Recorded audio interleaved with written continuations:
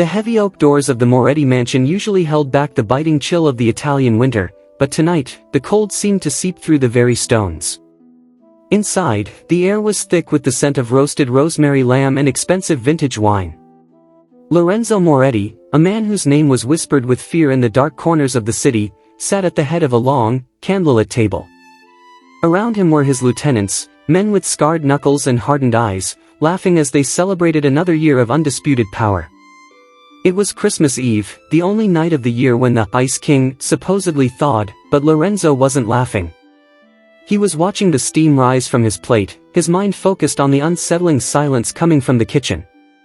Usually, Maria, the elderly woman who had served his family for 30 years, would be bustling about, offering extra helpings of polenta with a motherly nag.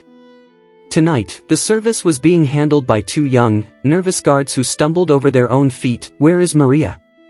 Lorenzo's voice was a low growl that instantly silenced the table. One of the guards swallowed hard. "Sir, the head of staff, he said she was lagging behind. Sent her out to clear the service entrance of snow so the guests' cars wouldn't get stuck." Lorenzo's eyes narrowed. "In this blizzard? She's 68 years old." He didn't wait for an answer. Pushing back his heavy chair, he walked toward the back exit, his long wool coat fluttering behind him like a shadow. When he pushed open the heavy steel service door, the wind howled, whipping a flurry of white ice into his face.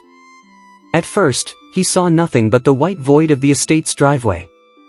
Then, he spotted a small, dark mound huddled against the stone wall near the trash bins. Lorenzo's heart, a muscle he thought had turned to granite years ago, gave a sharp, painful twitch. It was Maria. She was wearing nothing but her thin cotton uniform and a tattered shawl. Her hands, blue and trembling, were still clutching a rusted snow shovel. She wasn't shoveling anymore, she was shivering so violently her teeth rattled, her eyes half closed as the early stages of hypothermia began to claim her. That Mafia boss didn't call for a guard. He didn't wait. He dropped to his knees in the freezing slush, scooped the frail woman into his arms, and kicked the door open with a force that shook the hinges. When Lorenzo stepped back into the dining hall, he wasn't just a boss, he was a storm.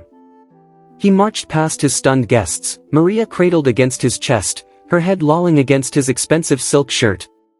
He laid her directly on the long mahogany dining table, sweeping aside crystal glasses and silver platters of food with a single, violent motion. "Get the doctor. Now," he roared. The walls seemed to vibrate. The head of staff, a man named Marcus who prided himself on efficiency and discipline, hurried forward, his face pale. "Sir, please, she's just a servant. We shouldn't ruin the dinner." Lorenzo didn't let him finish. He lunged forward, grabbing Marcus by the collar and lifting him nearly off the floor. The rage in Lorenzo's eyes was more terrifying than any weapon. "This woman fed me when my own mother wouldn't look at me. She stayed in this house when the police raided it and the bullets flew. You sent her into a death trap for the sake of a clean driveway." I thought efficiency was priority," Marcus stammered. "Efficiency is for machines," Lorenzo hissed, his voice dropping to a deadly whisper that carried to every ear in the room. "Loyalty is for humans. And you just showed me you have none." Lorenzo stripped off his own heavy coat and wrapped it around Maria, rubbing her frozen hands with his own calloused palms. For the next hour, the Mafia mansion became a hospital. The men who had been discussing territory and hits 10 minutes ago were now running for warm blankets, boiling water, and heated stones.